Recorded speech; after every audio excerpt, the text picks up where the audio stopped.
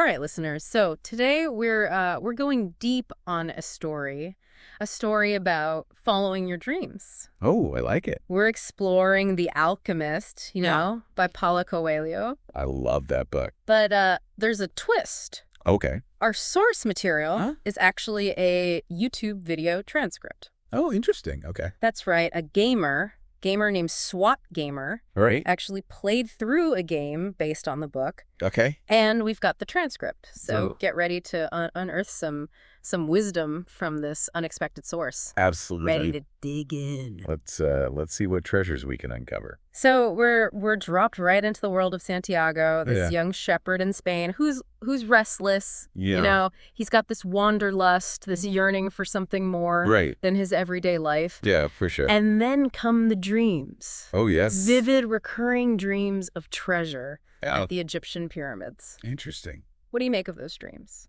Well, I think they speak to that feeling we all have. Mm-hmm. At some point, that sense of being meant for something bigger. Right. Even if we can't Yeah. quite grasp what it is. Yeah. And the pyramids, I mean, those Mhm. ancient, mysterious structures, they become this powerful symbol Yeah. of that unknown potential Yeah. that's calling to Santiago. It's like a beacon in his subconscious, right? Absolutely. Pulling him towards a destiny he Yeah. can only vaguely sense, Yeah. but he doesn't just shrug it off Right.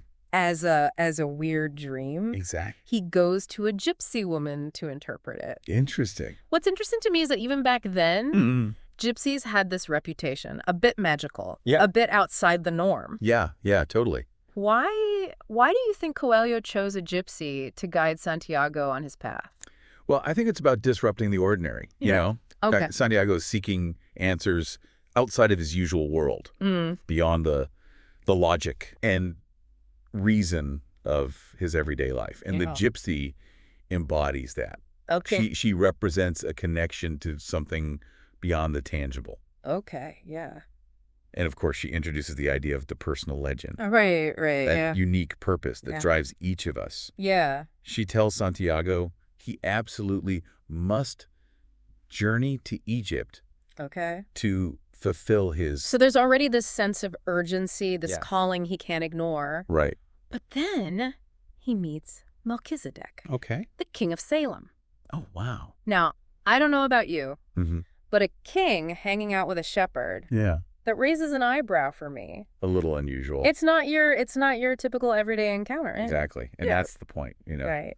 Melchizedek acts as a catalyst, shaking Santiago out of his comfort zone even further. Yeah. He confirms that, yes, Yeah. the personal legend is real Yeah. and it's worth pursuing. Right. But he also gives Santiago something much more powerful. Yeah. Wouldn't you say? I think so, yeah. He says, when you want something, all the universe conspires in helping you to achieve it. Whoa, that's heavy. That's not just advice. It's like a fundamental Yeah. law of the universe, Right. It sends chills down your spine. Yes. So suddenly anything feels possible. Yeah. But then he gives Santiago these two stones, Okay. Urim and Thummim, Uh-huh. to help him read omens. Oh, interesting. What's the significance of those stones, in your opinion? Well, let's think about it. Yeah. Santiago's a shepherd. Right. He's used to reading the land, Mm-hmm. the weather, Yeah. the behavior of his flock. Right. These stones are an extension of that. Okay. They're about trusting your intuition, Mm-hmm. learning to recognize the signs Right. the world throws your way, Yeah. but applying that same attentiveness Okay. to a different landscape, Okay. the landscape of his own life. I like that. Yeah. So fueled by this encounter and armed with these stones, Oh, Santiago makes a huge decision. okay. He sells his flock and sets sail for Tangier. Wow, that takes guts, wouldn't you say? absolutely to just leave everything behind Yeah. and jump into the unknown like that. Yeah. That takes courage, but it's also a crucial part Yeah. of any hero's journey. Right. Right. But of course, no adventure is without its setbacks. Right. Shortly after arriving, Mm-hmm. Santiago is robbed, loses all his money. Oh, yeah. What a bummer. It's a harsh reminder that the path Mm-hmm. to your personal legend isn't always smooth sailing. It's a reality check, right? Yes, absolutely. But he doesn't give up, does he? No, he doesn't. He adapts. Mhm. He finds work with a crystal merchant. Okay. What strikes me about this character Yeah. is that he represents a completely different philosophy of life. Interesting. Contentment, stability. Right. The known, Uh-huh. he's the opposite of Santiago in many ways. Exactly. And that contrast is crucial for Santiago. And maybe for us as listeners too.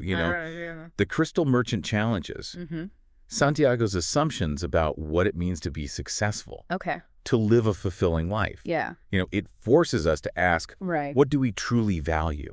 Is it safety and security?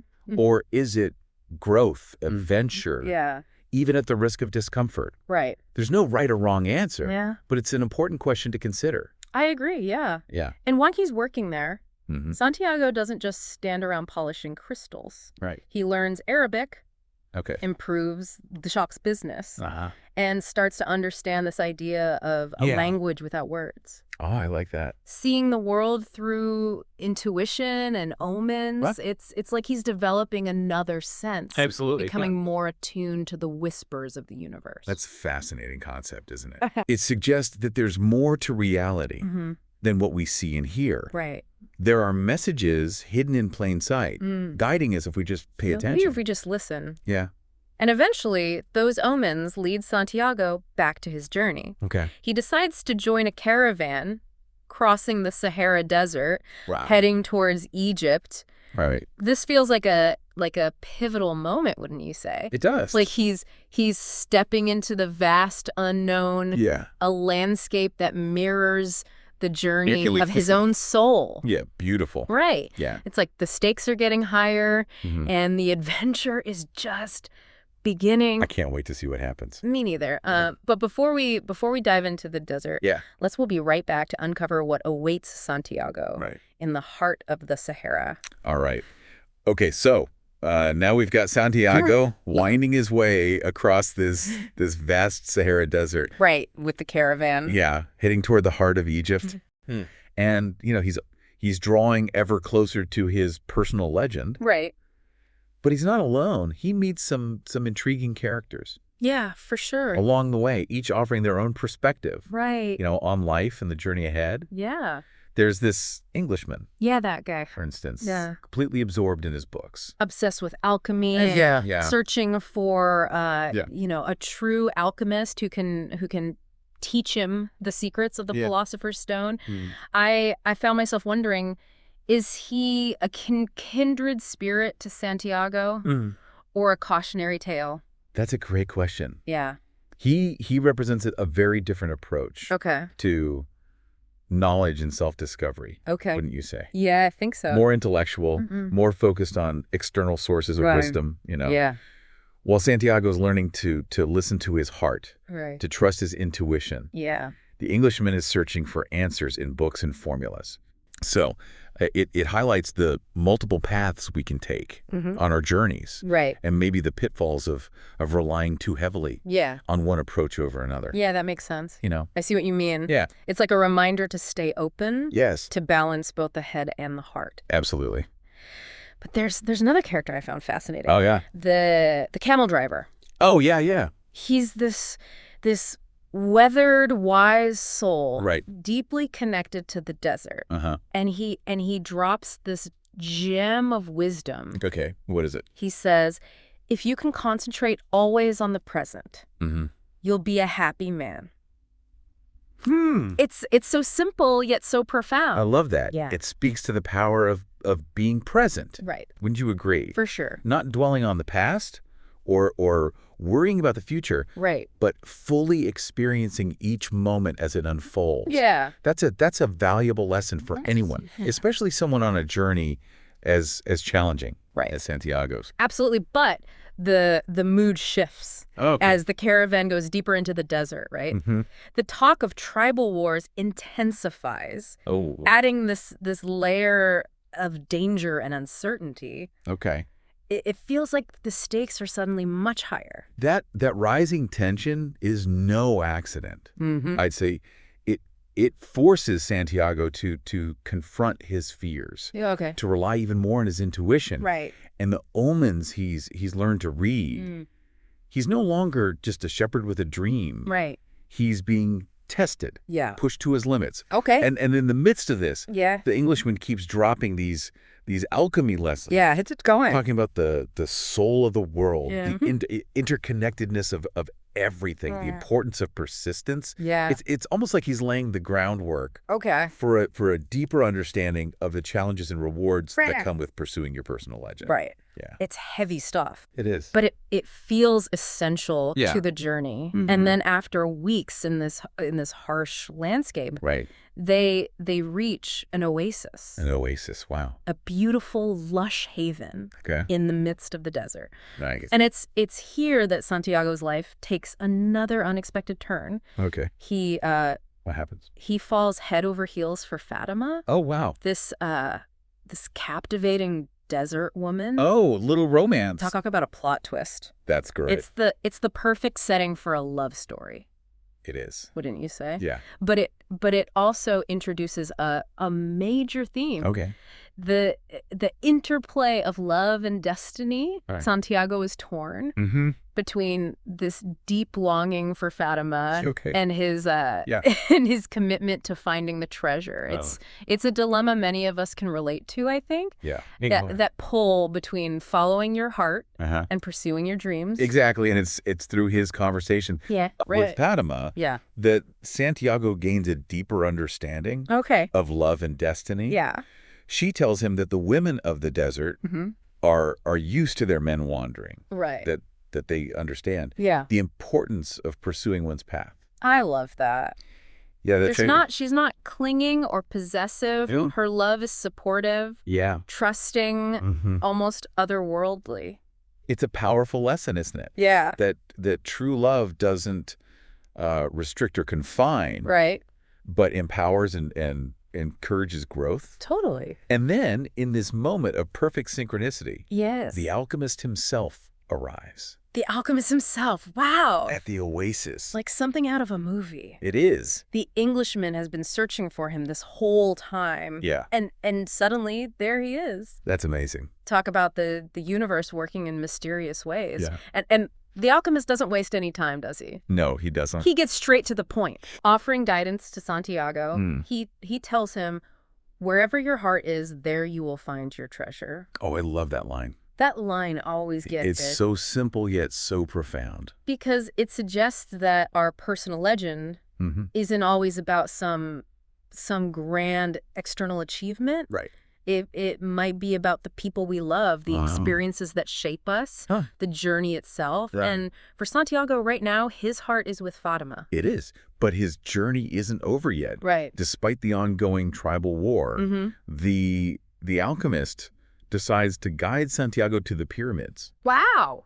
He emphasizes the importance of courage. Right. Saying courage is the quality most essential to understanding the language of the world. You know, he's pushing Santiago to face his fears head on. Okay. To trust in the process. Yeah. Even when it's terrifying. And then comes that scene where he has to turn himself into the wind. Oh, right. It's a test of faith, of trusting in something beyond himself. Right. It's almost like a surrender to a power greater than his own will. A powerful metaphor for letting go of control. Right. Wouldn't you say? Yeah. Trusting that even when things seem impossible, there's a force at work guiding us towards our destiny. Right. And think about the tribal chief's reaction to Santiago's sorcery. Right. He's completely blown away by what he witnesses. It makes you wonder. Yeah. What are we capable of when we tap into that deeper power, that unseen force that connects us all? It's powerful stuff. It is, and as they travel through the desert, the alchemist drops another bombshell. Okay. He teaches Santiago about the true meaning of alchemy. Yeah. Okay. He says it's not just about turning lead into gold. Right. It's about personal evolution. About the transformation. Okay. That happens within us as we pursue our dreams. It's a whole new level of understanding. It is, right. Alchemy becomes this metaphor for the journey itself. Okay. The challenges, the setbacks, right. the moments of doubt, they're all part of the process of refining ourselves, of becoming the best version of who we are meant to be. I like that a lot. Yeah. And finally, after this incredible journey, Santiago and the Alchemist arrive at the pyramids. They made it. The culmination of everything he's gone through, right? All the risks he's taken, the lessons he's learned. But as we'll find out, the greatest revelation is yet to come. I'm ready for it.